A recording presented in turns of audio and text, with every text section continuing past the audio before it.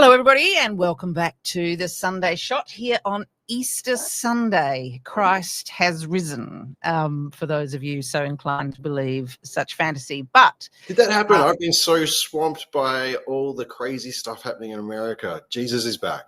Jesus is back, and he's strode out of that cave, blood dripping from his side, ready to take over the world. Although I will confess that we are actually recording this on Thursday. We not able to do a show Easter Sunday. We wanted to give our panelists the weekend off, but we wanted to bring you, our audience, some content, and we've got some great interviews lined up for you. So it'll be Dave and me, and then we'll be heading into some interviews that you can look at you get that thumb at your leisure over the lengthy long weekend that we have in front of us and indeed behind us. Dave, how are you going? How are you feeling about where we're sitting at the moment in the midpoint of this election campaign? I am trying not to drink whiskey and get angry at people on the internet. That's sort of where I am at the moment. I am getting eye twitches from just the profound unseriousness of everything. Yeah. Yeah. Anthony Albanese taking a strong pro-Vegemite stance while not being able to utter anything about fascism or genocide it's doing things to my state of peace and calm and the respect I have for this entire apparatus, to be perfectly honest. Joe, how are you doing? Well, look, I took one for the team and I watched the leaders' debate on Wednesday night. I decided to bash my head into a brick wall instead because I am trying to get rid of self-destructive habits from my personal life.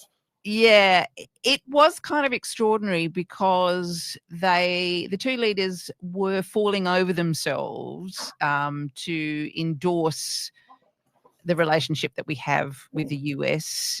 Even David Spears was raising an eyebrow that there really is no contingency planning that they're prepared to talk about in relation to AUKUS, despite everything that is going on over on the other side of the world, despite the fact that, you know, Canada is about to, in an extraordinary turnaround for the Liberals, elect or re-elect, endorse Carney as PM. He's never been in Parliament, so interesting thing, but has had a very successful career as the central banker over in the UK.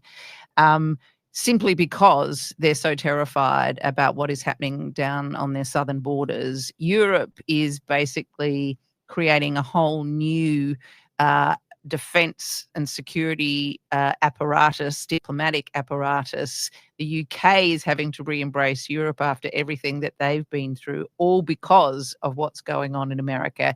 And yet down here, we're saying nothing to see here, business as usual, we can trust Trump, because Albo's had 2 phone conversations with him.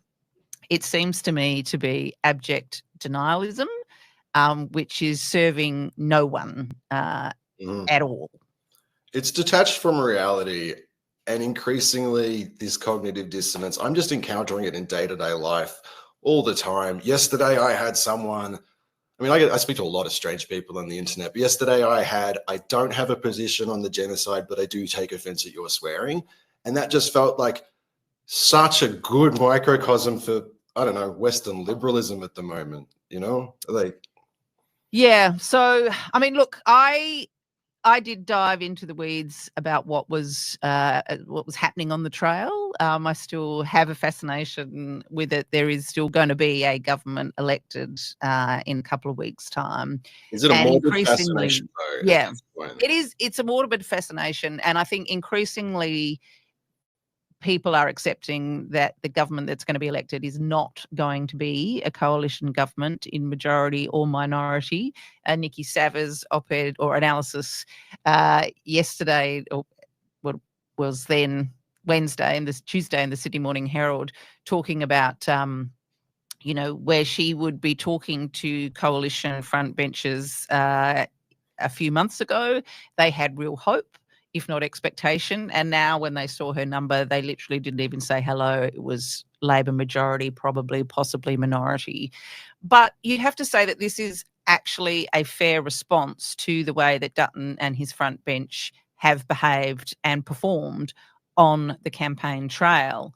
And particularly for me, I think, whilst I'm not necessarily endorsing Chalmers' position that the verballing of the Indonesian president by Dutton in relation to cooperation with Russia was in and of itself a disqualifying moment, it did reveal a lot about Dutton, or it reinforced what we know about Dutton, that he is prepared to use anything at all to try and further his domestic political position. So he is prepared to junk foreign affairs, to junk national security, if he perceives that there is a domestic advantage. I mean, we recall that we had all the intelligence agencies coming out and saying, you need to be, not naming Dutton, but clearly about Dutton, we need to be a bit careful about what we say, particularly around China. It's not helpful for these sorts of statements being made, and Dutton would just double down. So he is careless with matters of great import for his own political ends. Can I go further than that? I don't think it's careless. I think it's calculated. And every time Dutton emerges into the national consciousness to push something, he is pushing fear. It is African games. It is, it doesn't, terrorists from Turkestan. It doesn't really matter. That's what he knows how to do. And it is effective. This is the troubling part of it. We talked about pseudo-populism last week. Psychologically, it works. And this is something we have to safeguard against if we get a chance to build a better society sometime in the next 80 years. Yeah, no, and he is mostly prepared to sacrifice black and brown bodies in order to foment the fear. This is the way of the Western world, and I think lots of people are seeing that maybe for the first time after what they've seen in Gaza. So what they've seen in Gaza, what they've seen Trump now, how they've seen him maneuvering. I mean, even just overnight, Marjorie Taylor Greene was holding a town hall and there were people protesting outside, and some people came in and sat to listen who were potentially constituents of hers and were nonetheless were peaceful voters in the US. And as soon as anybody asked a question that was critical of her or Trump, or indeed someone posted on Blue Sky, they didn't even say anything. They were just not cheering and, raving and ranting as she was spouting her racist rubbish. So they started being filmed. And then the people who were literally dragged out by American police officers, these were not private security guards. It was, the instruments of the state. They were dragging out particularly the black people, and only black Americans were tasered, even as they sought to leave the building. So it is, again, this sort of reinforcement and othering of anybody who isn't part of the white supremacist kind of movement that's going on in the US and, as you point out, globally. I saw a 7-year-old girl wearing a Mickey Mouse t-shirt on her way to school, put in a black unmarked van. She was a brown-skinned person, and I have no idea where she is right now. Yeah. And both of our prime ministerial candidates don't want to talk about this. No, they don't. And yet we're all seeing it. And you'll hear from Alex Fein in a minute, where she talks about the fact that Trump and what is going on in the US is playing a big role in the way the less engaged voters are now viewing our election. It's not necessarily an overt thing or even a particularly conscious thing, but they're looking over there, and the last thing they want is to see that come here. And it is impacting on the way people are making up their minds about who to vote. And obviously that's played very badly for Dutton. Mm-hmm. And all of his various frontbenchers who at various points have endorsed what Trump is doing, have praised what Trump is doing, or actually just personally embrace the kind of direction of what he's doing. But it's not working for the coalition when it comes to voting. Oh, look, see, Such a heavy conversation. This is a special Easter bunny kind of moment for you right there. Oh, but yeah, it's not working, and people are really afraid of what's going on, and they're clear-eyed about it in a way that's not coming through in the commentary. I would say they are clear-eyed about it, but the other thing that I want us to start doing in this country is to start thinking 3 or 4 election cycles ahead, not necessarily just about this one. Because if you actually want to avoid what's happening in America, you do need to address wealth inequality. Yeah. You just absolutely have to. And you have to take stances against things like genocide, because what people don't seem to get about descent into fascism is that it's not, yes, one political movement ends up, heralding where you can finally tick that box. But over a much longer period, it's the gradual erosion of a society's soul and morality. And it's the things you accept along the way that ultimately get you to the point where you've got fucking Nazis everywhere. And I mean, look at it. Australia doesn't want to talk about what's happening in Palestine. This is part of that piece of the puzzle. These are the same struggles. And I would just urge people to think about this in the next decade, not just this election. Well, I'd asked Alex, as we mentioned with Ben Rowie when he was on the show a few weeks ago, about whether Gaza was having any impact on voting intention, and particularly in those seats where they have Muslim votes, either candidates or endorsements. And I was looking mostly at here in Western Sydney, but of course there is also Wills down in Victoria. And look, her view is that it is very hard, as we all know, to run an independent campaign, particularly in areas where they haven't had a tradition of independence. So the chances of those candidates, there's really almost no chance that they'll be successful, but even having a material impact on the particular, whether it's Burke's seat or Chris Bowen's seat is another one that's been mentioned, but it seems unlikely. But I think it's important that they are there, even if they are acting more as ginger candidates, to ensure that the issue is at the forefront of the campaign in seats where it's particularly personal. I think McNamara is another seat that fits that equation, which is where I live, because the local member, Josh Burns, an ALP guy, is a Zionist. There's a very smiley photo of him shaking Benjamin Netanyahu's hand. He is the member that's been putting the pressure on the universities to adopt this very restrictive definition of anti-Semitism. Right. There is also, so it's a freeway race. It's very close between the Liberals, the Labor Party candidate, and the Greens. Anyone could take this seat. The Labor Party has decided to do an open ticket because they can't handle preferencing the Greens above the Liberal Party on matters of not committing genocide. I think that is absolutely extraordinary that they have done that. I mean, they really have never done it elsewhere that I'm aware, or not in recent memory that I can think of, because in the end, the main game for the Labor Party has to be to keep the Liberals or the Nationals, the coalition, from winning seats. So to jeopardise that for the sin of the Greens talking truthfully about Israel's behaviour in Gaza seems absolutely extraordinary to me. I think it should be illustrative and come as a warning for the direction of that party. I really think people need to pay attention to this stuff much more than we are. And it's interesting. Albo never misses an opportunity to bash the Greens, which, sure, there may be absolutely no chance that they will go into a formal coalition with the Greens in the lower house. But sure as hell, if it is a minority government, which perhaps is a possibility which is receding somewhat given just how appalling Dutton, and is indeed his entire front bench, with a few notable exceptions have been, not exceptions of people that I like, but I have to say James Patterson is normally pretty solid a communicator, even if he's saying appalling things.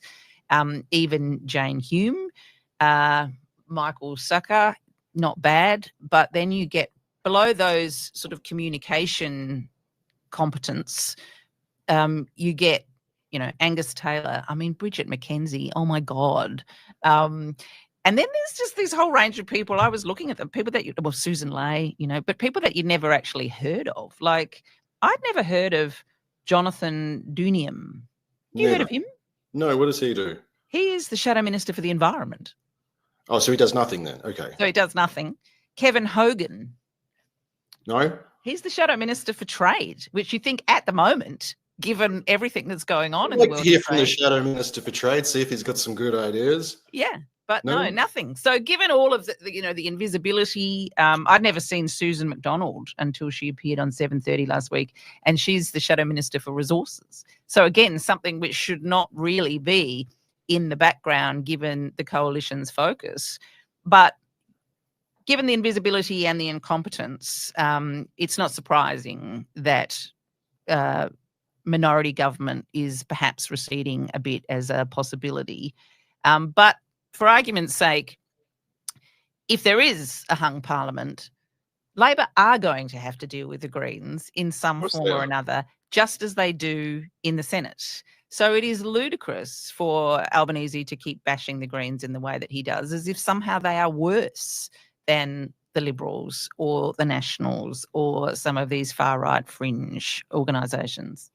Well, I mean, I think it speaks to a sense of awareness of the shame that some of them have inside them for abandoning progressive principles. Like, it holds a mirror to how far that party has moved away from the Gough Whitlam days. It's Max Chandler Mathis said the other day that he thought Gough would embrace his platform, and everything I've read about the guy, like, probably, sure.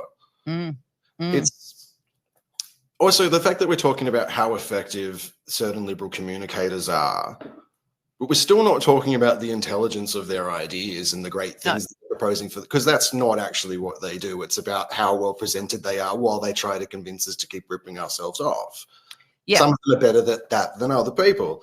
Yeah, no, and look, I think they're really the paucity of the policy offering of the coalition, even with policies that you may disagree with, has really been jaw-dropping. And we've talked about this before, that they haven't done the work, and now they're reaping those sad rewards. And even policies where there has been some modicum of development, like the insane nuclear idea, is in and of itself another one of those kind of fig leaves, so that they've got something to talk about over here.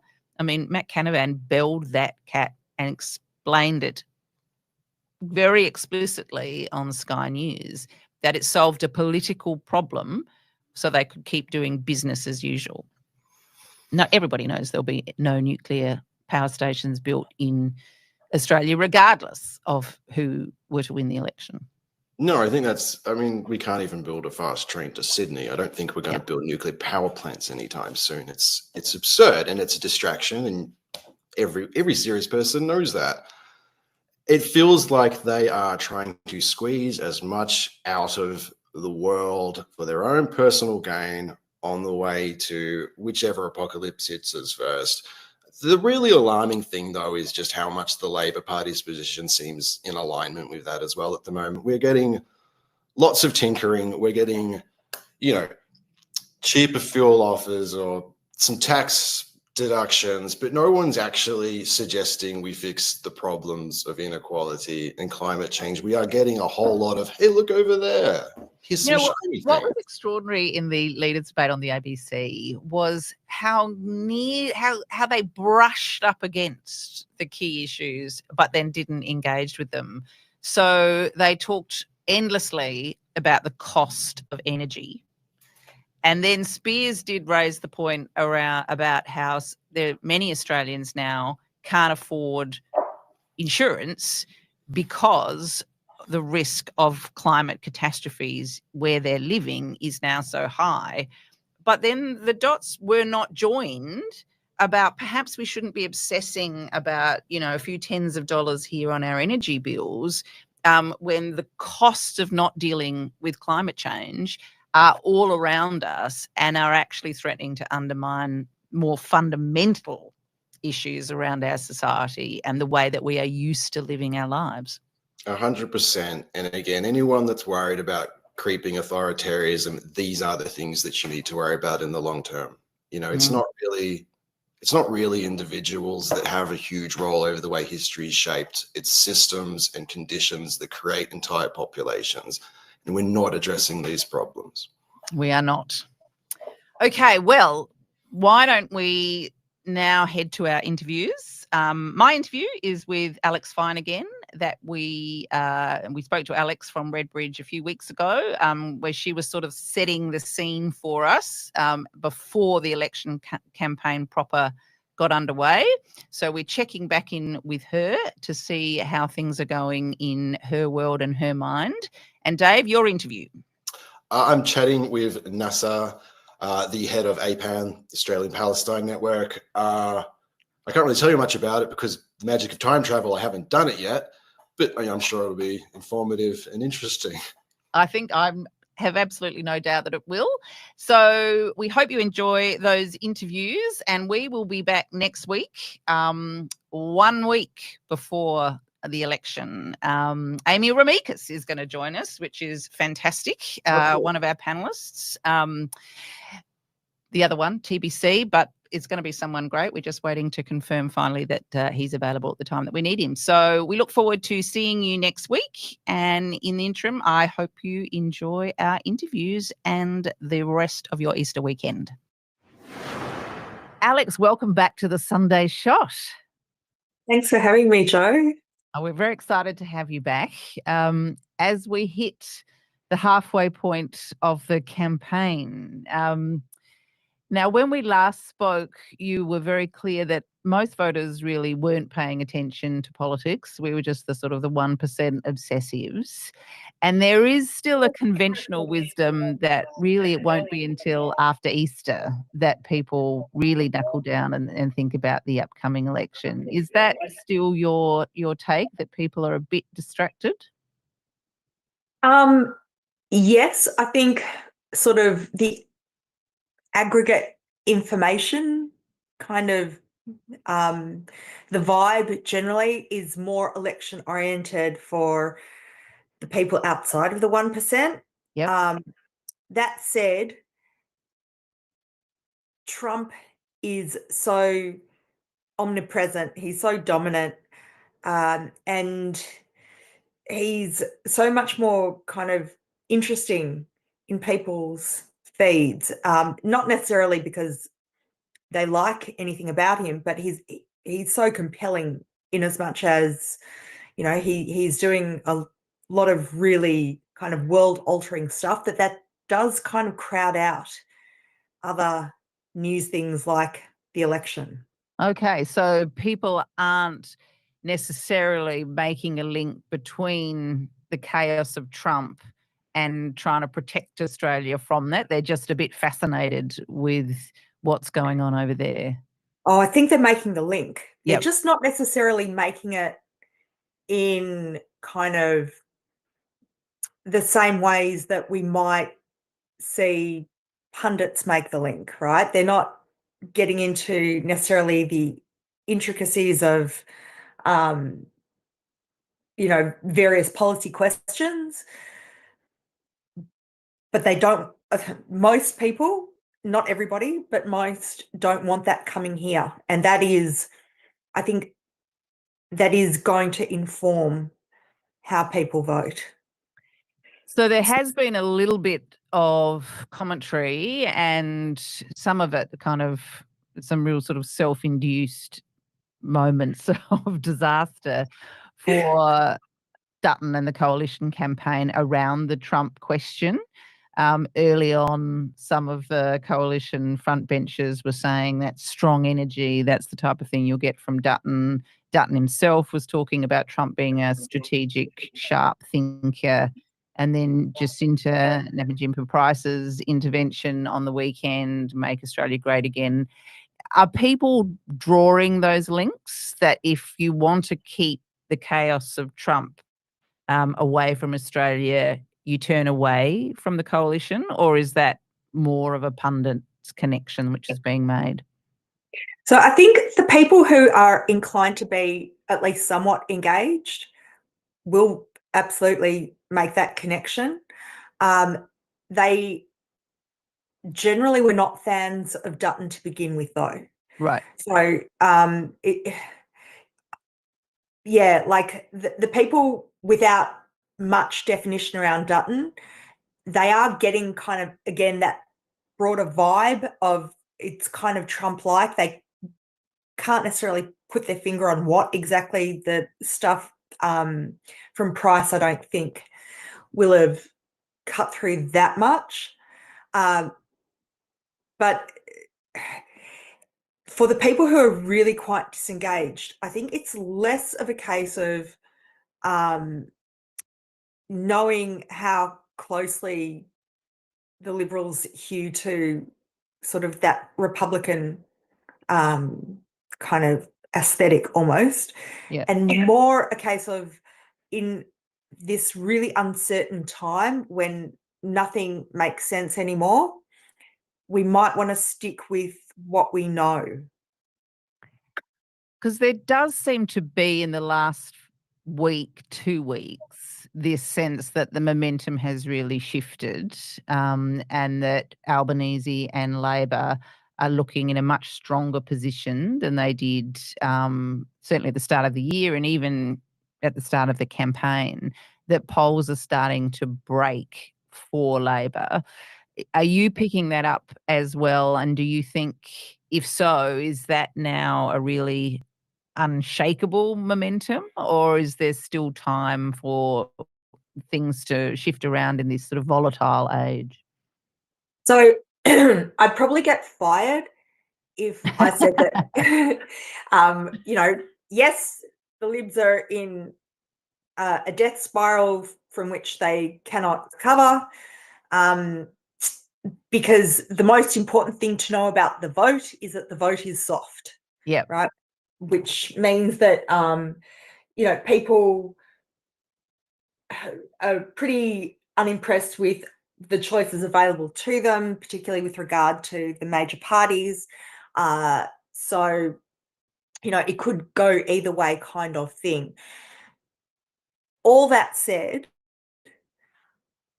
what the polls are telling us is that there are people who tend more conservative, but calling them conservative kind of often gets mistaken for they're having kind of a coherent conservative fiscal and social policy orientation, right? Mhm. And it's not really that. Again, it's more kind of a vibe thing. It's more aesthetic.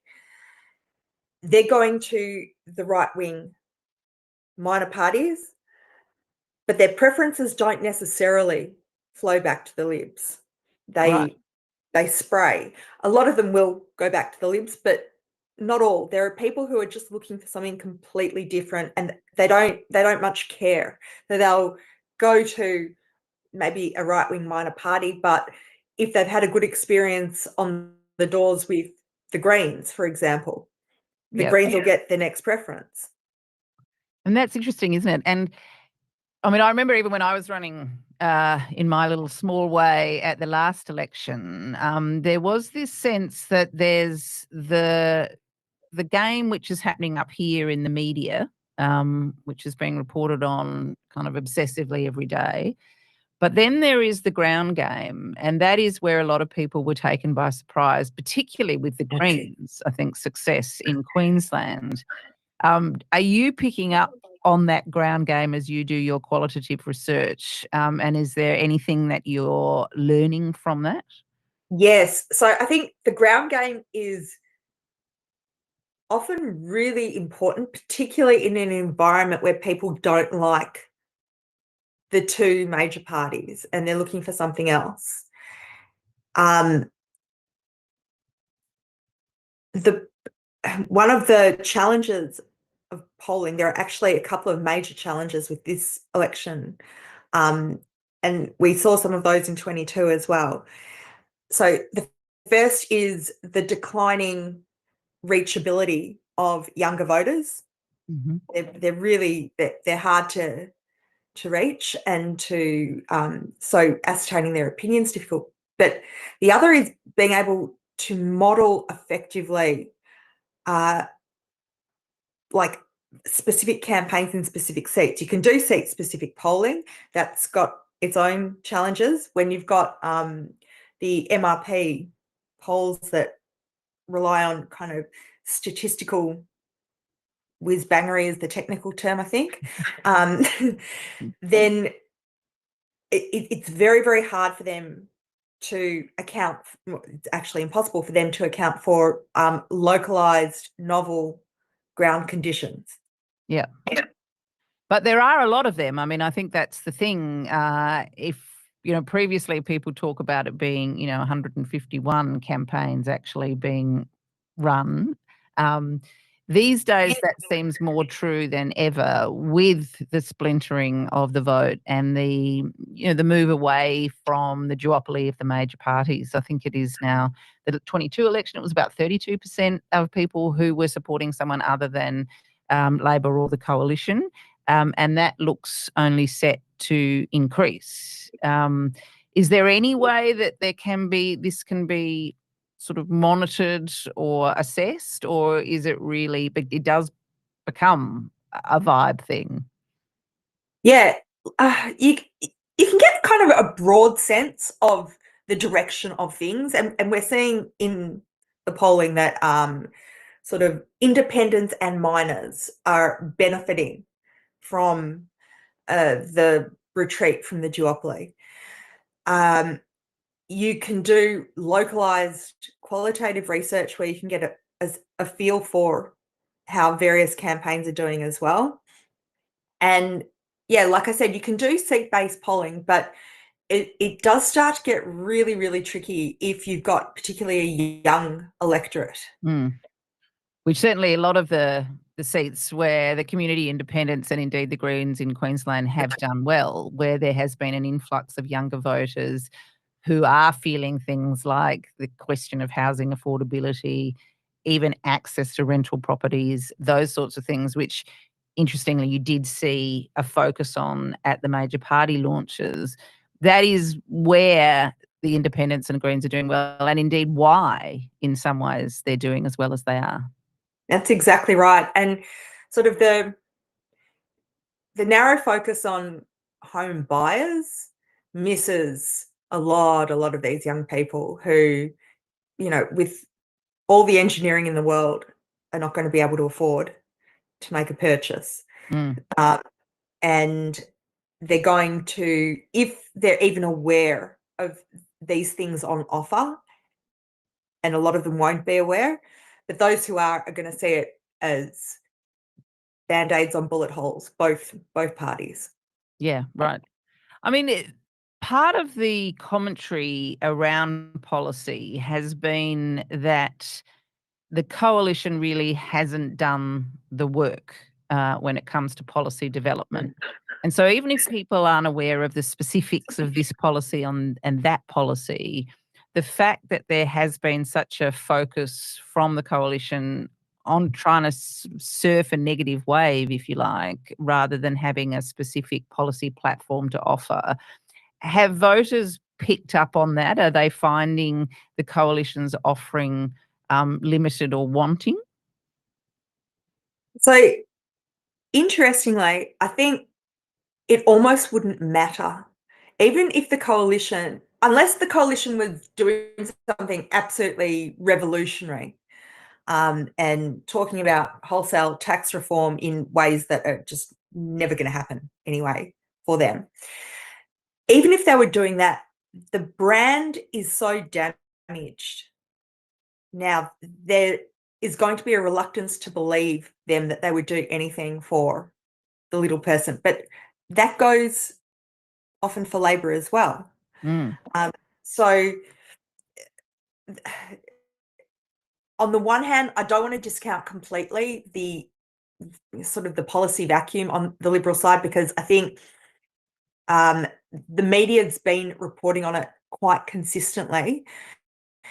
And because of that consistent messaging coming from so many different media outlets, you are going to get that information aggregate thing happening where it will cut through for some people.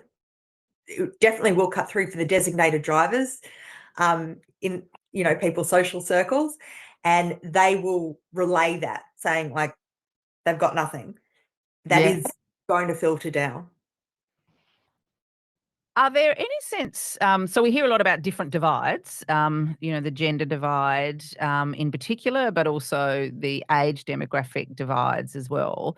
And I will come to them. But one thing that I was talking about with my partner on the weekend, I'm an ex-Adelaidean, and Adelaide or South Australia is a one paper town. And not only that, but it's a Murdoch tabloid paper town, which makes a big difference. And of course, we had Gather Round in Adelaide and so on.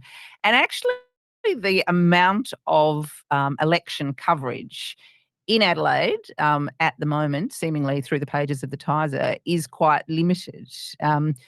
Is there a sense that some of these cities and states like Adelaide, South Australia, the Courier Mail up in Brisbane, Western Australian over in WA, that there's a difference in the way that these states are listening and engaging, perhaps driven by the media market, perhaps driven by their more insular states as well, and of course, in some cases, WA particularly, but Queensland to a lesser extent, they're more isolated states. Is there a sense that there's a different way of engagement and consumption of politics? Such a brilliant question. Thank you very much. Yes. It's a really good question because the answer is yes, but maybe not for the reasons we might have expected. So it's less a case of Murdoch dominance in certain areas because of the retreat from traditional news amongst so many cohorts. What we have seen is a much greater tendency to news aversion in Victoria, particularly among women and young people, than, for example, in New South Wales. And when we drill down, and this is why I love Qual so much, because you couldn't find this out in Quant, is the why behind it. And it's because Melbourne had such a traumatic pandemic experience with the lockdowns compared to the other states that the news took on a completely different kind of tenor for people. And they still find news consumption traumatic because we kind of segued from pandemic, lockdown, catastrophe into the war in Ukraine and then the war in Gaza and the inflation crisis, and it's too depressing, it's too confronting for people. And so the retreat has been particularly notable in Victoria. We also find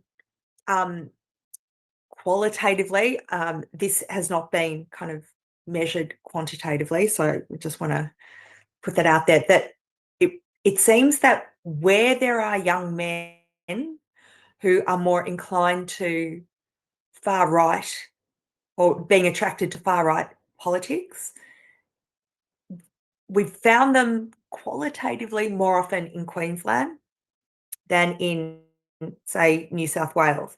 However, I want to put another big caveat on that by saying it's some small samples, and there are some really progressive parts of Queensland as well.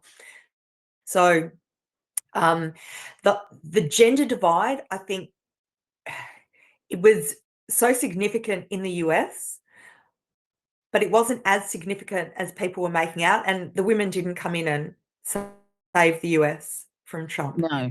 And I don't think the gender divide is as great as some people make out here as well. I think we're buffered from a lot of things. That's interesting. A lot of the young women, but people like kind of Hannah Ferguson and Christo Andrews from Crikey, there is this sense that, yes, it's there, but actually it's not as significant as people are saying, and that in the end, the majority of young people do tend to still trend more progressive than other age demographics. So you can pass it down, but actually to put the emphasis on it that there has been is perhaps distorting the picture in some ways. Exactly. And I think we get confused sometimes because if someone is going to be attracted to far-right politics, then they're more likely to be male. Yeah. But not necessarily very young either. They could be millennial or Gen X. But that doesn't mean that most males are going to be attracted to far-right politics. Yeah. Yeah. It's interesting. I've been involved in an organisation called the Vita Fund, which has been raising money and putting it out there for independent women in particular, and so had been doing some deep dive into the issues around gender parity in our parliaments. And as a result, was looking again at the gender breakdowns in the party ranks. And it is clear, and this isn't just my bias showing, like statistically, it's very clear that it is the coalition, both Liberal and the Nationals, who are dragging down gender representation in our parliament, in federal parliament, and that there's nothing about the breakdown of the gender of the candidates that they've pre-selected this time which will change that in any way at all. In fact, it could possibly go backwards. But I did wonder, when you see the way that Dutton is performing on the campaign trail, and in particular, not just the kind of obsessive referencing to being an ex-policeman, but it is about how we are going to, in their minds, make Australia great again, get Australia back on track. And it's manufacturing, it's agriculture, it's mining, it's these very male-dominated industries that he references consistently, even though that only takes up 20% of our workforce, and actually education and healthcare, which is female-dominated sectors, employ more people these days.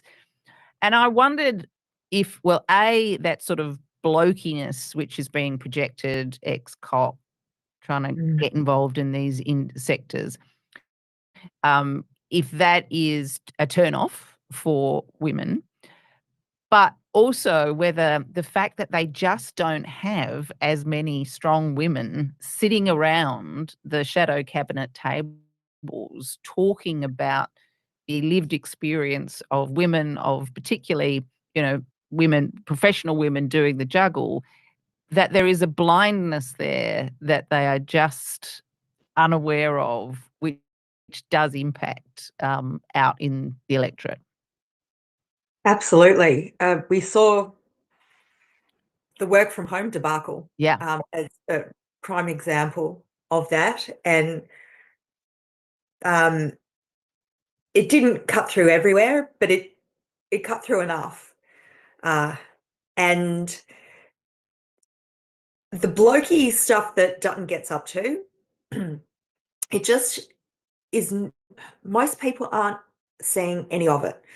Their algorithms will penalize that sort of content anyway, for many reasons. But one of those many reasons is that people don't want to see it. Yeah. And where gender really does become important is that women, particularly in teal seats, but not only in teal seats, have had a gutful of just very obviously middle-class white men being their choice. And it's just like, no, I'm voting for a woman just because. Yeah. And they might not have any other definition around the candidates whatsoever, but it's enough now. Thank you. Yeah. We want the kind of no-nonsense accomplished women rather than the good blokes who don't seem to be doing anything for me and making things easier for my family. Those blokes aren't even seen as good. They're seen as just cogs in the political machinery. Yeah. Doing the bidding of the parties, like serving the interests of parties and the parties' paymasters.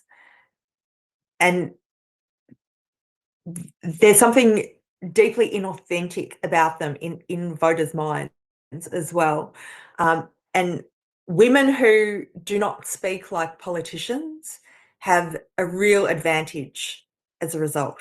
Whilst it's come about in a whole variety of different ways, what is interesting is that if you'd said, prior to the election being called, perhaps not immediately after Christmas, coming out of the summer holidays where Labor still hadn't quite reset in the way that they needed to. But whilst there is some disaffection with the government, indeed disappointment perhaps, there never really did seem to be the mood of having the baseball bat under the bed, which is often required to precipitate a change of government. Yes, up to a point. It was palpably different, sort of voter dissatisfaction and at times anger with Albanese as compared with Morrison. Like, there was just this pervasive relief that people felt after Morrison was gone.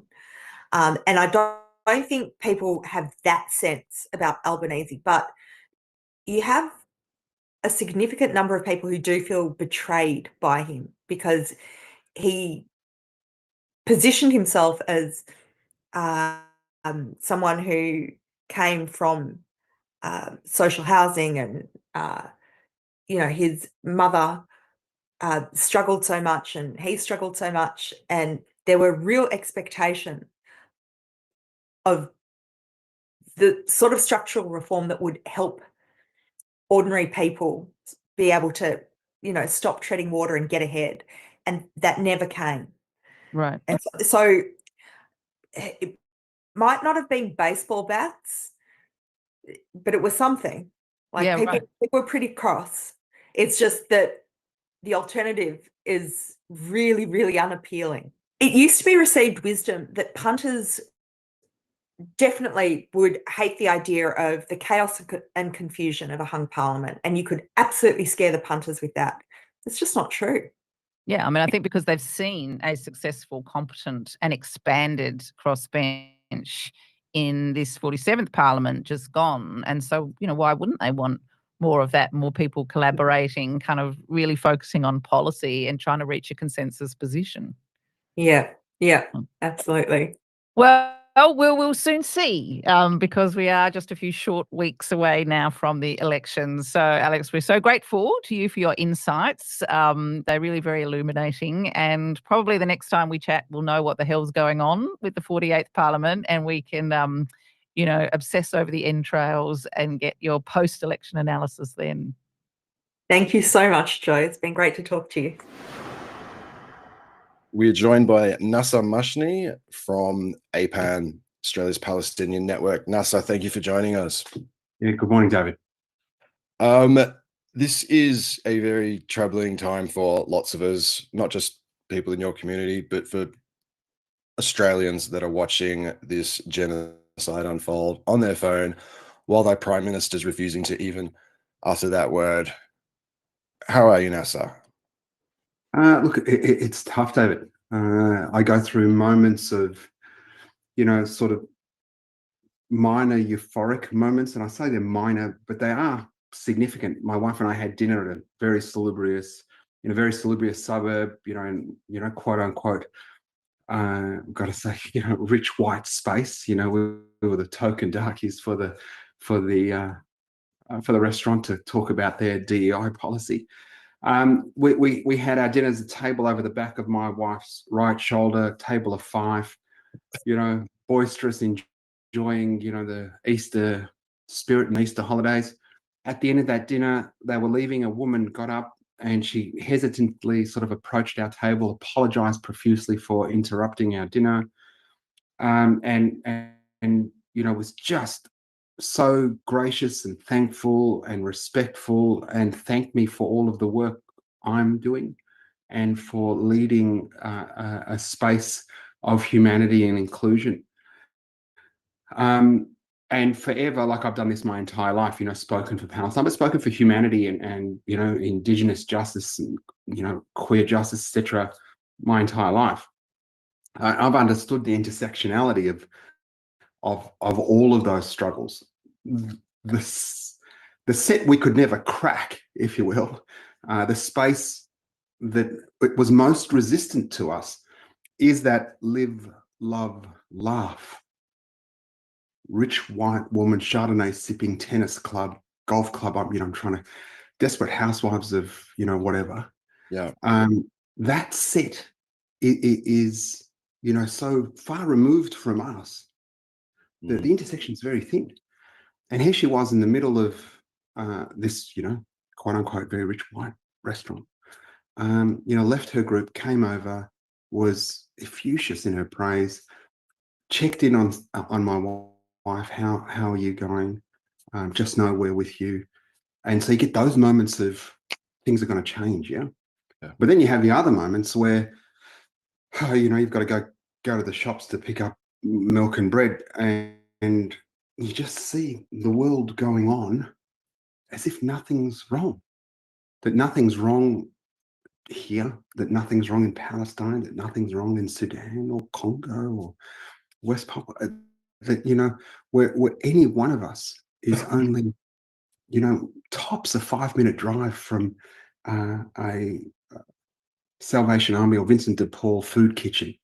And that, we're talking in this very, I can't believe Australia is so rich that we've got primary schools that don't have air conditioning, and we're funding private schools, and that there's homelessness, and what is it? This year we're going to be on record, for the greatest femicide we've had, to date. A woman every 3 and a bit days is getting killed by her partner, and people are just in this zombie trance of consumerism, of individuality, without a connection or an empathy to anyone else. And then I overlay that with people I've known along my school life, business life, professional life, and the levels of engagement they've had with the genocide and or me, from complete disconnection to marginal acknowledgement to full immersion. And the dispersion of that, diminishes exponentially as to how many people, quote unquote, care. So sorry for that long answer. No, it's a spectrum. Please speak your truth. It's obviously I'm coming from it. I'm not Palestinian, but I've been reporting on this for quite a while now. And I've experienced that very similar phenomenon amongst comfortable white liberalish people, where if I bring up the genocide and I get a little bit emotional and I start swearing, the problem is that I've been swearing. The problem isn't the fact that God knows. Kids are burnt alive in a tent. Exactly. That women have been giving birth for a year and a bit without anesthetic, that cesareans have happened without anesthetic, that women have had not had feminine hygiene products in over a year. This concept of white feminism that stops at fragile white femininity. And where is the outrage for? I mean, they were jumping up and down for Ukrainian women. What about Palestinian women? No, absolutely. But also, when we're talking, it's a cognitive dissonance, whatever it is, that the imagery, etc., is so disturbing as to, it should just shock every one of us out of our comfort zones to say enough. I mean, if you were, a little bit left of center, on October 7, you would have been Israel all the way. They've got it. And there was a moment, I'd argue, where Israel could have actually gone to the world and said, well, now you know what we're dealing with, quote unquote. You'll see what they're like. They're animals, they're savages. And I mean, the West's still buying it. But anyway, in that moment, they would have had a plurality and a huge support for almost anything. Almost anything. We're building a wall. International forces have to come here. You have to impose a solution on them. Relocate 50%. I don't know what it could have been, but they could have actually almost got anything. Instead, they went hell for leather, actual Zionism, which is white supremacy, which is settler colonialism, which is, what you need to do is get the indigenous people to such a small percentage of the overall population as to be arguably completely dismissible. And we see that here in this continent with indigenous folk, but everywhere settler colonialism has been, from Turtle Island to Aotearoa, anywhere. That settler colonial project didn't succeed because we're more than 50% of the population. And so when it gets the opportunity, it goes, great, smash, drive Indigenous folk off the cliffs of Van Diemen's Land, etc. And because it didn't take that opportunity, and it drove into exactly what it is, which is genocidal, racist, white supremacism, ethno-religious supremacy. For a week, a month, perhaps even to Christmas 23, that space was, well, they've got to do it. They've got to be safe. I mean, music festival, my kids. And then the lies started coming out, it started to be dispelled. 40 beheaded babies, systematic rapes, etc. We never lost the hospital. We're the most moral army in the world, and now there aren't hospitals left. There aren't hospitals left. The Hannibal director being called in, the video, the imagery of that car park that, if people are old enough, they might remember the highway out of Kuwait when Saddam was leaving Kuwait, when the Americans, strafed the entire line, 10 kilometers long of fleeing Iraqis, and just killed everybody. All of the lies that Israel perpetuated to manufacture the consent for, and got probably overwhelming support for the best part of 2 months, maybe even up to 6 months for some people. But here we are 18 months later, coming into our 19th month. Like, the average person is, what the F? This is not self-defense. This is, and so I know categorically October 6th was peak Israel. On October 6th, if you're an Israeli, you're out there going, hi, I'm from Israel. Yeah, it's fantastic, IT nation, birth, startup country, all that bullshit they, used to spin, the land without people, people without a land. We made the desert bloom. All of their terra nullius, settler colonial language to dismiss anything was there beforehand and any claim to it before they were there. To today, I mean, Israelis are, I see videos of them in Thailand or whatever. They're not saying they're Israeli, Disney's Snow White bombs because it's got that genocidea Greenstein Godot in there. I'm sure in business rooms at the C level in businesses, they're going, we've got this proposal from a US company, one from a Finnish company, and one from an Israeli company. They're like, get rid of that shit. I don't want to risk what might happen if it gets out that we're dealing with an Israeli company. I mean, it's a risk mitigation strategy. Do you need the boycott, divestment, sanctions movement picking you today?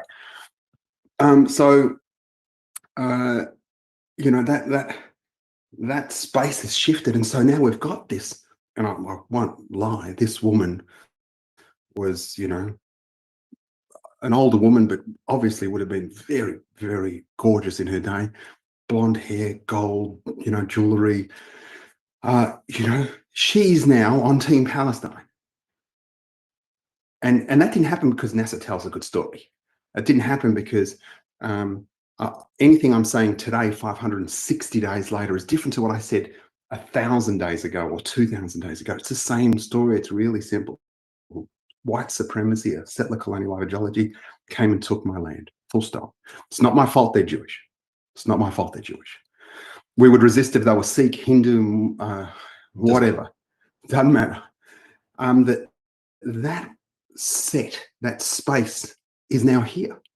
And don't worry about her because she's in her 50s as I am. They're kids who have not had the lies and the manipulation of Paul Newman's Exodus movie, not had the manipulation and lies of the kibbutz, socialist enterprise. They haven't had the lies of a people without a land, for a land without people, for a people without a land. All of the bullshit mythology that the Zionist movement created that sold the boomers on the need for this racist, genocidal state. The kids haven't got any of that shit. No, I mean, we are drowning in Hasbara and myth and propaganda in our mainstream media, but the kids have a little bit of a detachment from that. They are well, they're not. Murdoch's not speaking to them. Stokes is not speaking to them. Nine's not speaking to them. Yep. They're getting their stuff from influencers and from sites that, I mean, I don't know that you wouldn't know, David. Like, my kids don't watch TV. They've never bought a newspaper. They don't listen to the shock jock. No. Like, and these are my kids who are politically engaged and have been at protests in their mother's womb. Yeah. We used to have competitions to hand out flyers in Burke Street Mall in the days when our protests were 30 people or 20 people. I mean, I've spoken at rallies, David, where I was related to everyone. Yeah, I was related to everyone in there, like a blood relative. That's how big our rallies were. And I've spoken to crowds of 50 and 100,000.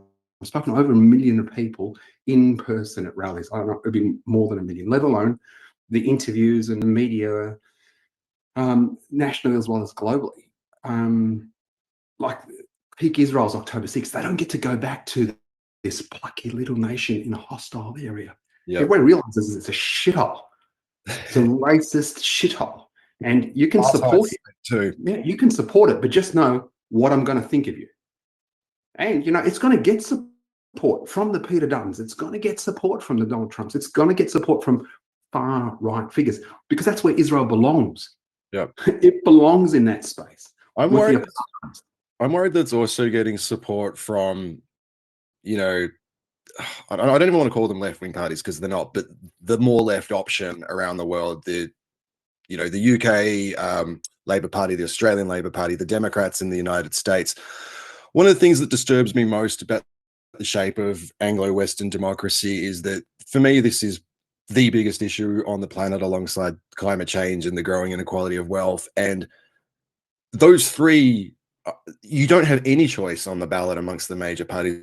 They are all in alignment with American capitalism, with the Zionist settler project, and with continued fossil fuels. David, I'd argue you're absolutely right. There's no question you're right, you know, at a leadership level. But if you have a look at how much is happening underneath, like, you know, the number of Labor branches that are friends of Palestine, the passed motions that are way beyond and past where the current Labor Party is, their platform, which hasn't been delivered, recognition of Palestine, etc., etc. The leadership is not representative of its membership. Bernie Sanders had a rally a couple of days ago, and he went with, you know, Israel's got a right to defend itself bullshit. And the people unfurled a Free Palestine banner, and then, you know, he stopped speaking and the police took him away, and the whole crowd started chanting Free Palestine. Now, Bernie Sanders is the hero of the left, a dinosaur, 80-year-old bloke, 80-year-old white bloke. I mean, you've been in the Senate for 50 years. At some point, work out you didn't do anything and get out of the way and let somebody else in. And you have a look at that, whether it's in the UK with Keir Starmer, he's not representative of, I mean, if they had preferential voting there, he wouldn't be Prime Minister. They've got first past the post. And have a look today. I mean, our movement has been, you know, fighting for something to do, something tangible to do. And this election is it. And, you know, at APAN, the Australia Palestine Advocacy Network, we've released a whole suite of actions that our constituency can do to ensure that Palestine's on the ballot. And for years, I've advocated for and pressed politicians and explained to them from both sides of the party. You know, the deputy Liberal leader, Susan Ley, was a chair of the Parliamentary Palestine Friendship Group. Yeah. I mean, Albanese founded that one. Albanese founded it, yeah. So we've got, but I mean, he's still quote unquote notionally pro-Palestine according to a Zionist. Susan Ley, you know, is like completely on Team Israel now. She's an Israel firster from being, you know, a co-chair of the Parliamentary Palestine Friendship Group. That now our constituency has got something to do. An action. What can I do to support Palestine? How can I make Palestine do my bit for Palestine? We've had a superannuation campaign, which we're going to ramp up in the second part of this year. But the election is our focus. And I sincerely believe, really believe, that Palestine could have been a vote winner for these people. That today it's going to be a vote coster for many, a vote coster. And it's going to be a winner for progressive parties. And when you talk about those three great things that we, as I'm going to call us humanists, firstly, or empaths, care about: climate, wealth inequality, and Palestine. If we can't win on Palestine, like the global movement for justice for Palestine is unlike anything that's ever been seen before. No fight for anything ever before. Not the anti-Vietnam, not anti-Iraq, not gender stuff. There's never before have the street filled with people with one voice, one thing, If they beat Palestine, we've got no chance on income. We've got no chance on climate. We've got no chance on anything else. This is the defining moment where power, white supremacy, patriarchy has absolutely said we have to smash this. And if they do succeed in smashing this, we've got no hope. I agree with everything you've said, and there's absolutely a groundswell amongst ordinary people, humanitarians. I agree entirely. At the same time, we are seeing those in power really ratchet up things. I mean, I've seen the worst things I've ever seen over the last 18 months or so, and it's still getting worse. We're seeing concentration camps in El Salvador. We're seeing brown people deported without due process, taken out of America, basically for saying free Palestine. We are like, the frog is well and truly boiled here, and I just really wish people could see how linked all this is. It's terrifying. It is absolutely terrifying, David. There's no question. I have great capacity for hope and believe in humanity. That said, we can't but think about that poem by a Lutheran priest at Neubauer that said, first they came for the Jews, and I didn't speak out because I wasn't a Jew. And then they came out for the socialists, I didn't speak out because I wasn't a socialist. They came for the gypsies, I didn't speak out because I wasn't a gypsy. They came for the whoever. And then they came for me, and there was nobody left to speak out. That this is the canary in the coal mine. When you talk about Mahmoud Khalil in the US Columbia University student leader, being snatched from his 8-month pregnant wife. I mean, she must be due to give birth any moment now. Whisked away to an ICE detention center 3 or 4 states away, so that they disconnect the family from their support network and from their people, to a judge moving him to a place where Donald Trump appointed judge presides over the case. There was an El Salvadorian kid who was illegally grabbed, and one ICE agent saying this is not the guy, and the other ICE agent saying stuff at grab him anyway. And he's a US citizen and now is languishing in a El Salvadorian jail, and you get the image of Donald Trump, leader of the free world, and the president of El Salvador joking to each other that neither of them could do anything to get this kid back. And we know they are death camps. These concentration camp, arguably, although we know how evocative that image is. These are concentration camps. Yeah, I'm going to think of there was a better word for it, but these are death camps. You go there to be forgotten by society and to not come out. And we're enabling it. We're part of it. We're speaking to it. And and when I say that, in not condemning, you are taking a position in not saying enough, in not doing everything we can to stop whatever it is. One of the things that politicians say is that nothing we do would matter. That's not the burden that you're under. Your burden is to do everything you can to ensure that you're not complicit. And that might make no difference, but at least your conscience is clear, and every Australian is innocent of complicity.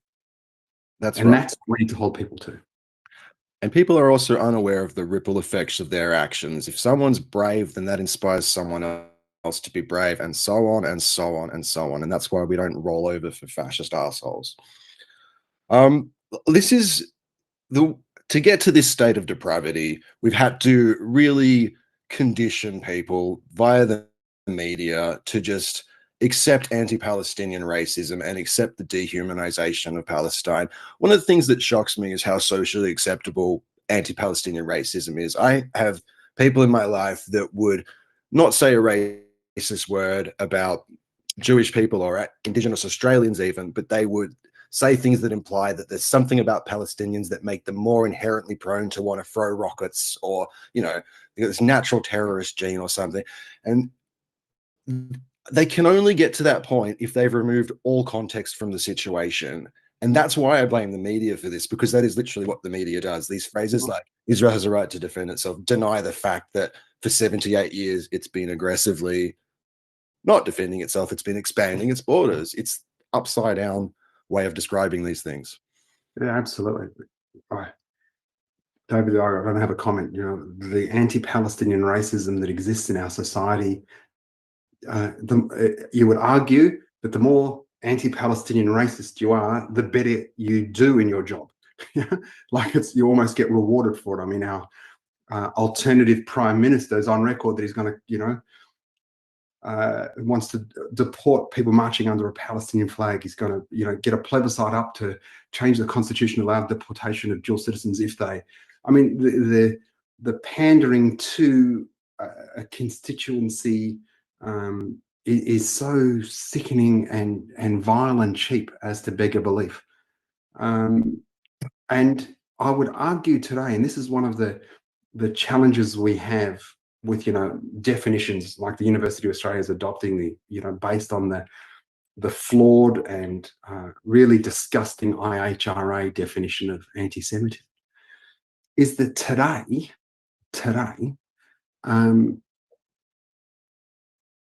what anti-Semitism looked like in the world was ultimately the Holocaust. Move away from that with Spanish pogroms, Spanish Inquisition pogroms, Western Crusades. I mean, it's a Western disease, this white people invented this shit. But then you look at what was anti-Semitism in post-World War II and, the quote-unquote miracle that is the birth of Israel. Anti-Semitism in the West meant that, Joshua Goldberg graduates Melbourne University or Sydney University and can't get a job because he's Goldberg. He's a Jew. We don't employ Jews, He can't join, the clubs, Melbourne Club or all those other clubs. He can't join a golf club, like the golf clubs, the Melbourne golf clubs, Sydney golf clubs. That's where the business is done on the golf club, etc. He couldn't join those. And so you suddenly had Jewish law firms, and then you suddenly had Jewish clubs. And then they went and built their own golf clubs. Yeah. And that was the reality of anti-Semitism. There was a power that existed and a ceiling that oppressed and an exclusion because you're a Jew. Mm-hmm. 2025, those golf clubs are gone. Joshua Goldberg or his female equivalent is working in any law firm she wants to or he wants to. They're members of any club they want to or could be. But if you drill down into the ECAG anti-Semitism report beyond the headline, 1,000% increasing, and you drill into what do they claim is anti-Semitism? I was on a tram and I saw somebody wearing a keffiyeh. I didn't feel safe. Anti-Semitism. Israel's an apartheid state. Boycott Israel. There was a student encampment and they were shouting from the river to the sea. Anti-Semitism. Overlay that with anti-Palestinian racism. It wasn't easy for an Australian of Palestinian ancestry to say you were Palestinian on October 6. On October 6, 76 years into the settler colonial project of Israel, but 116 years or something after Lord Balfour gave Palestine to Baron Rothschild in the Balfour Declaration, 1917. 160 years later. It wasn't easy being Palestinian then, let alone today. Many of our crew have sort of broken through that self-denialism, censorship of pretending to be Lebanese or Egyptian or Syrian, so they didn't have to deal with being Palestinian. They're now outwardly proud being Palestinian. But you can be David Miller, school teacher, wanting to teach about Palestine, boom, parents are writing a letter in. You can be Antoinette Lattouf and share a Human Rights Watch post that the ABC shared themselves and that's not going to stop the lobby from riding through to Ida Buttrose, who in her 8th decade and a bastion of femininity on the witness stand goes, shit, suggests to David Anderson, the managing director of the ABC, can't she just get COVID? You know, can we just tell her to get COVID? It's Khalid Sabsabi losing his invitation being to the Venice Biennale. It's a writer's workshop at the State Library.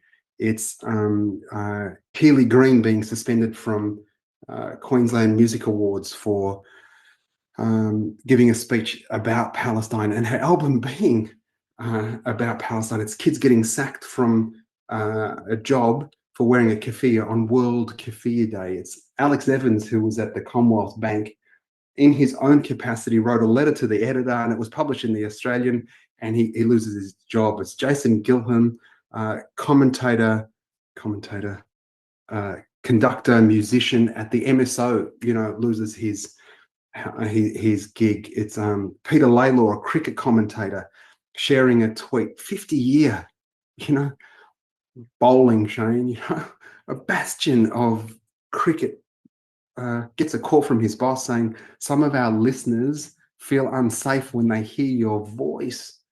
It's an Officeworks staff member who said that he doesn't want to laminate a horrid post from the Australian Jewish News, and unknown to him is being videoed, and that ends up being shared all over the joint. All of these incidences of anti-Palestinian racism, not one of them is Palestinian.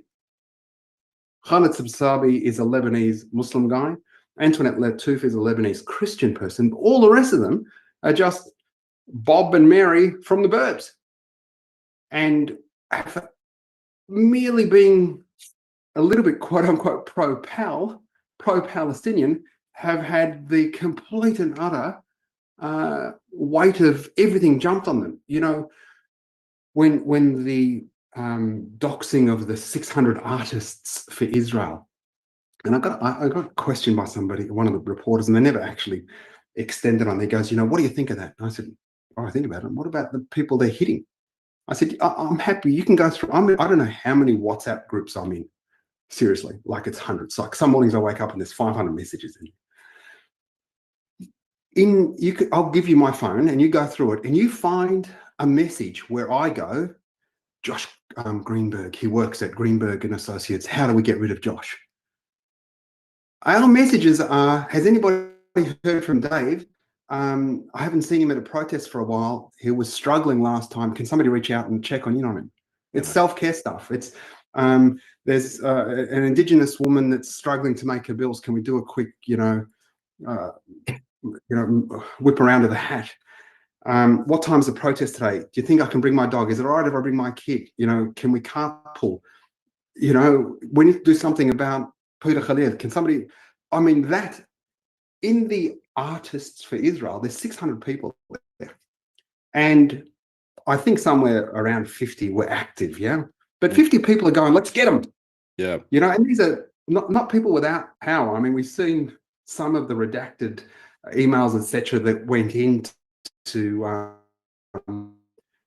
AOC, but that was Lawyers for Israel, another group. Mm-hmm. You've got 50 people going, get them. And you've got another 150 people perhaps going, yeah. And then you've got 400 people silent. Some of them leave the group, some of them enter the group. And this reporter said to me, you know, what do you think? And I went, look, I don't want to comment on them. I want to have a look at what they've done. Mm-hmm. I said, but if you wanted me to care about 600 people, the 50 people that said, let's get them, they're assholes. They're assholes. And the 150 people that go, yeah, they're assholes too. And the 400 people that didn't say, stop this, you're assholes too. But I don't care about those 600 people. Over here, you've got a woman, Clementine Ford, who's a publisher. They're writing to, does anyone know her publisher? Does anyone know how we can make sure she can't ever write a book again? You can go through my phone, David. You will not find a message where we said, let's get Josh Greenberg. Mate, I don't need to go through your phone. I mean, so that power that existed with anti-Semitism has gone We've got this, not that anti-Semitism isn't real, it's absolutely real, and I'll tell you a story about that in a second. But what we have is anti-Palestinian racism with all the power and the smashing that existed for in that space that doesn't exist anymore being directed on us. And I'll say about anti-Semitism, why it's so important to fight anti-Palestinian racism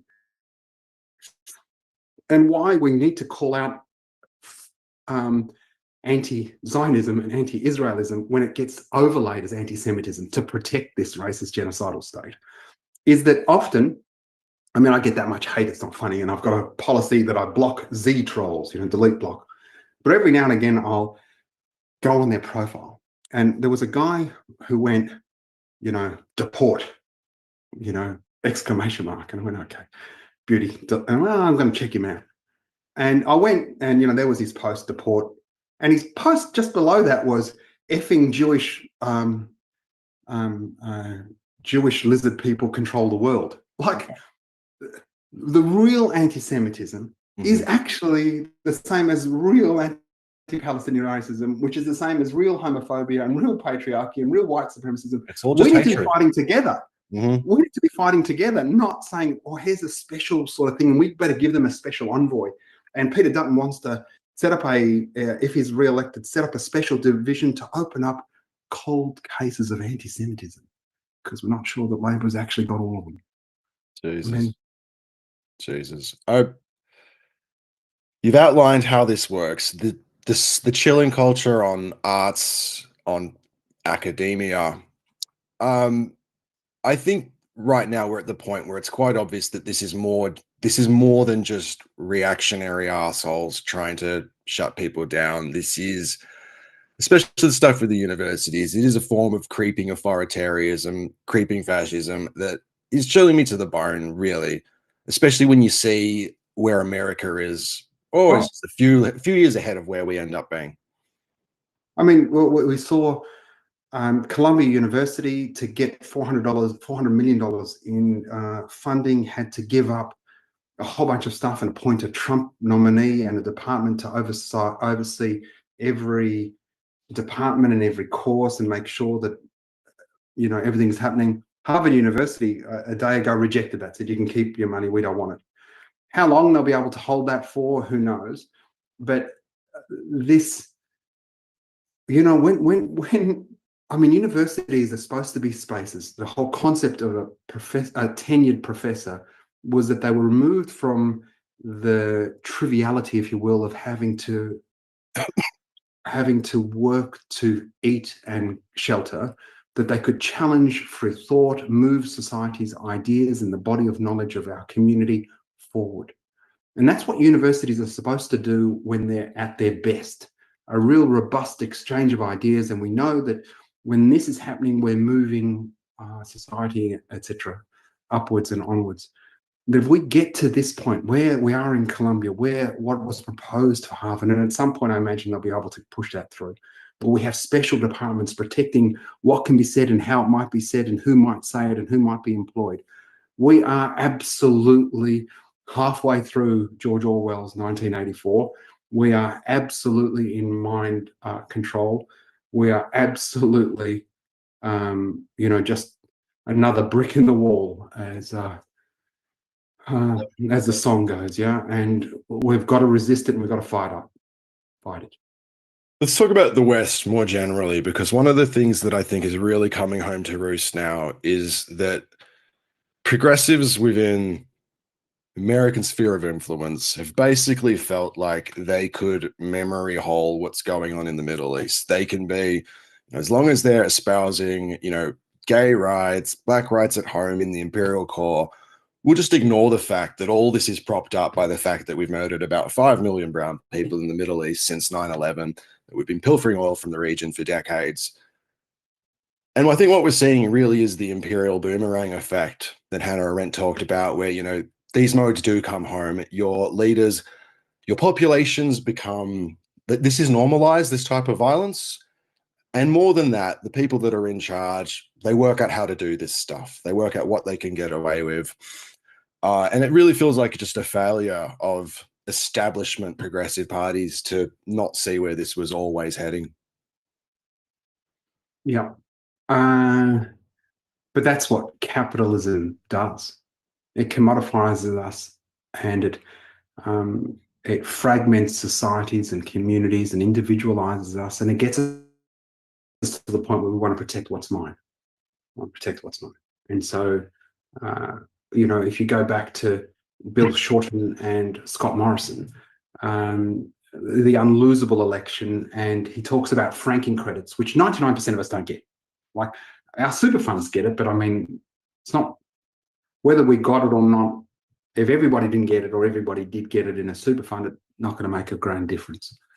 But the people who get it outside of super funds, where it does actually make a huge difference, they're not us. It's not us. I've never had a franking credit in my life that I know about. Negative gearing. You can own 1,000 properties. We'll just keep giving you tax back. Yeah. We saw with Purple Pingers, getting condemned by our Prime Minister for a house that was empty for 17 years, that housed the belongings of a woman's dead parents for 17 years, that a squatter moved in, and the outrage. I mean, what about the outrage if the house has been empty for 17 years? What about the outrage? If my children got, like, I hope it's a long time ago, if I'm dead and they haven't gone through my stuff for 17 years, what sort of kids have I raised? Where's that question? People, if one person every 4 days dies from issues related to homelessness, that's not the conversation. Rather, it's Purple Pingers, Jordan, that's getting smashed. That intrinsically left policy that Bill Shorten ran on, which, should you own 50 properties? Well, if you own 50 properties, you own 50 properties, but you're not getting anything from the government. Yeah, we're not going to give you anything, and what have you had? Okay, we'll grandfather that, but we're not giving you anything anymore. That gets smashed, that franking credits get smashed, that, a guy who ends up saying to women who are protesting for the rights of women following the rape of Brittany Higgins, that guy then says, these women should be happy they're in Australia, because if they were in any other country, they'd be machine gunned. And, that ends up being our Prime Minister. And then you look at it from a leadership perspective, but then come down to, like, the street level. Like, I'm old enough to remember a copper having a revolver, right? And, being in shirt sleeves. You see an average police guy today, get pulled over for a random breath test or, a traffic stop. This guy looks like he could invade Iraq. Like, he's in that much kit. I mean, that much kit. You look at our riot squads and all those stuff. I mean, they've got more kit than the crew that went to Vietnam, or the militarization of. And then you get to, okay, please stand for the national anthem. I mean, I can't remember ever standing for the national anthem as a kid at the footy, but now, it's Anzac Day. Lest we forget that rich white dudes who had a measure of the world, God, king, empire, then everything else. They were sliding pieces all over. Went side. Yeah. Wild colonial boys, diggers, to Gallipoli. And on the board, a uniform, the poor people. Absolutely. Yeah. You don't have to go, these I call them wild colonial boys, to bring up that, A.E. What's his name? Who wrote the poem? Anyway, it escapes me. But you go to Ballarat or Bendigo, any one of these regional towns, and go to a World War I memorial, and you'll see J. McNamara, N. McNamara, S. McNamara, brothers, uncles, fathers, sons, wiped from the population registry in the pursuit of God, King, Empire. And Gallipoli is the birth of the Anzac spirit. And if you interrogate that, the Anzac spirit, I'm okay sending my kid, because some rich dude wanted to protect the empire, to his slaughter. And if you ever visit Gallipoli, you'll realize that an elevated position, You know, with World War One, leather boots, nails in the boots. I mean, not rubberized stuff, in those Hessian sacks with, you know, a week's worth of provisions, jumps out in a 50-kilo backpack into, you know, nipple deep water, trudging through with a bolt action rifle to get to a beach. And I mean, you read some of the stories of the Turks, how harrowing it was for them to go, what are they doing? And hearing the order shoot and just going, pum, pum, pum, pum. And them going, why won't they stop jumping out of the boats? Can they not see what's happening? And the birth of the Anzac spirit is that sacrifice that our most naive and beautiful and innocent Australians coming off the farm in Bendigo, Ballarat, Sale, Wonthaggi, Warrnambool, wherever, get on a ship, you know, 6 weeks training on a ship, and then jump out and are massacred moments, you know, in a timeline after leaving their mother's embrace. That's the Anzac spirit, that we're standing up. I mean, we're almost, I mean, what the hell? You know, the thing that was great about Australia is we would laugh at ourselves and mock that sort of gross nationalism. All stand for, we thank the veterans. I mean, we're thanking veterans now. You know, I'm only standing with the Australian flag. I won't stand with an Indigenous flag. One flag for everyone. We're not dividing anything. And whoa, if you try and challenge that. Yasmin Abdul Majid, brilliant Australian Sudanese woman, hijabi, you know, she on the ABC, it's over a decade ago, said, lest we forget, you know, Palestine, Sudan, and they went after her. She had to leave the country. Yep. She had to leave the country. Don't you dare challenge. And now, you know, Anzac Day, that was a nothing. I mean, I went to quote unquote rich white schools on a scholarship.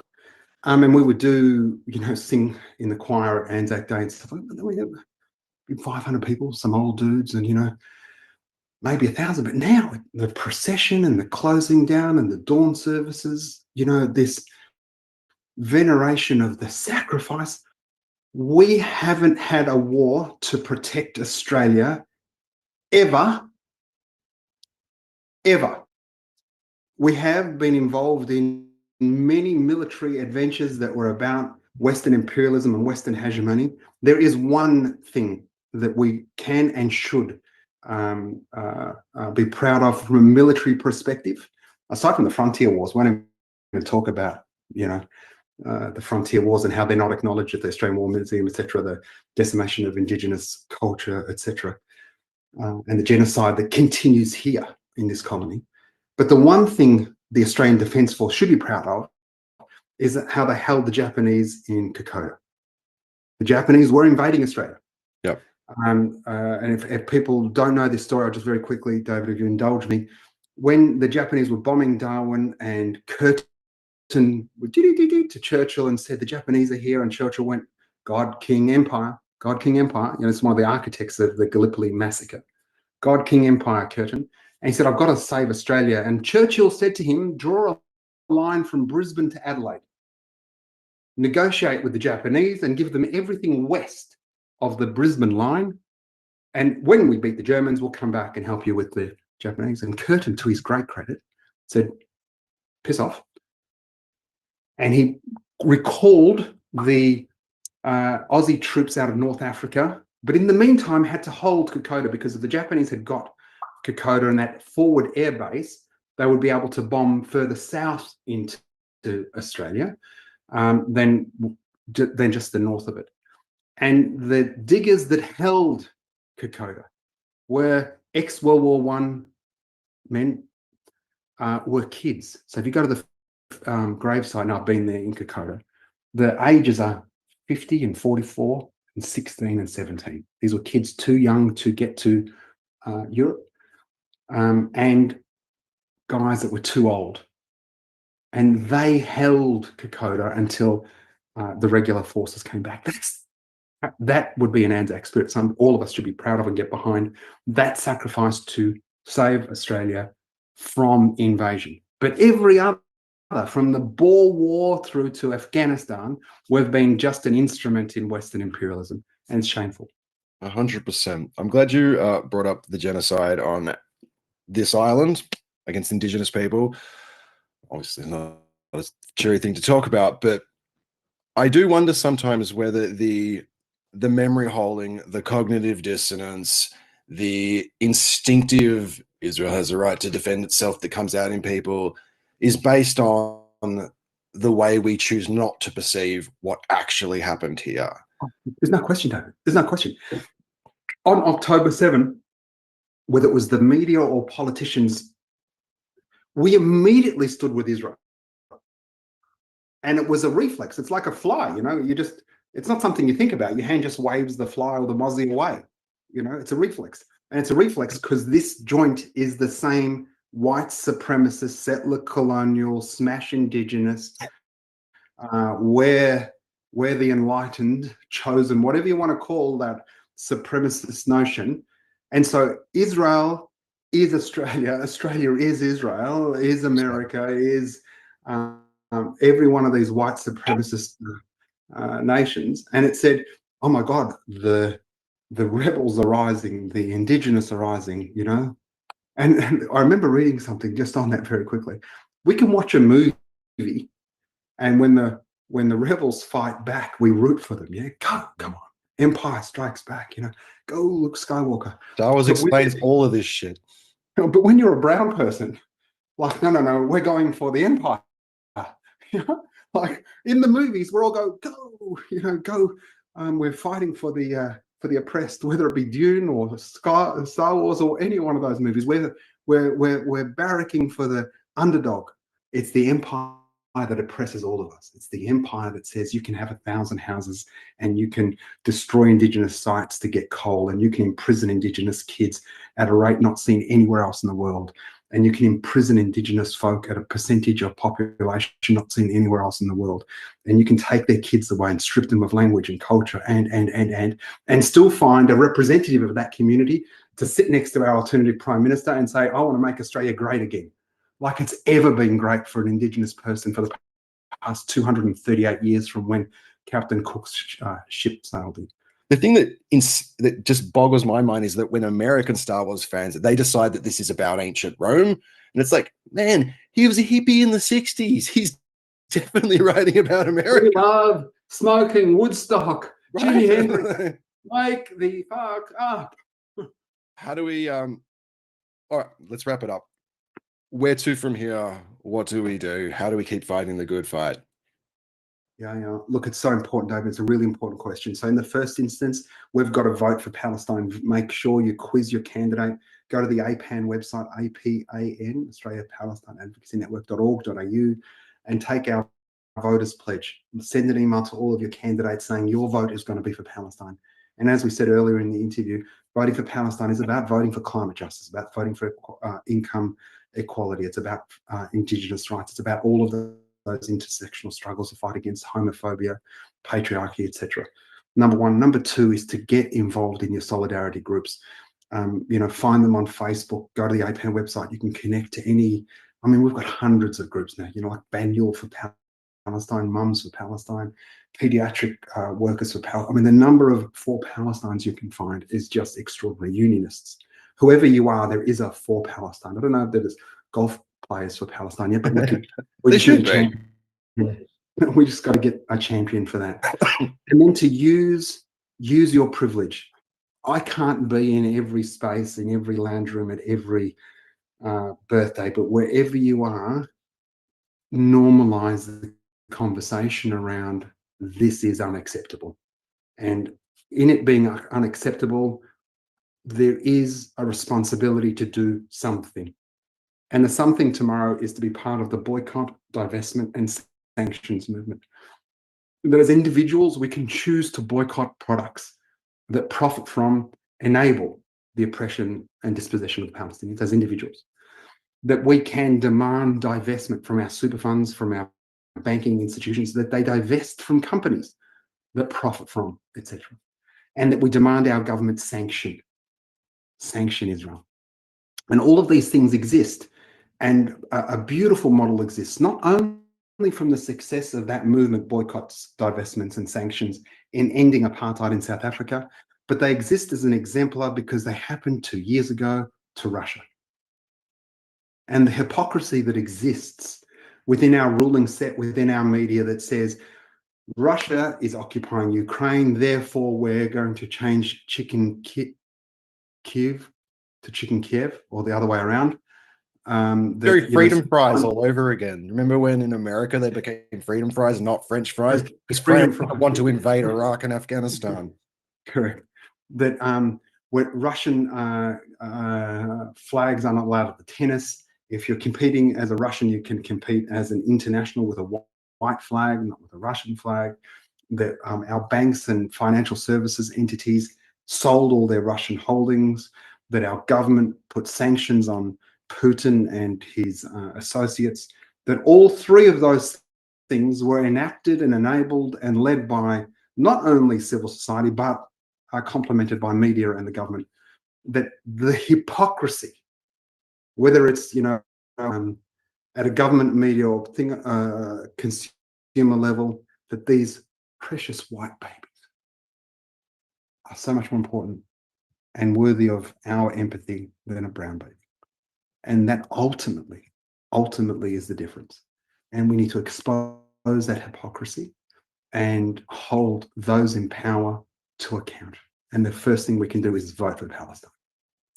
Nasser, Mashni, thank you very much for your time. Thanks, David.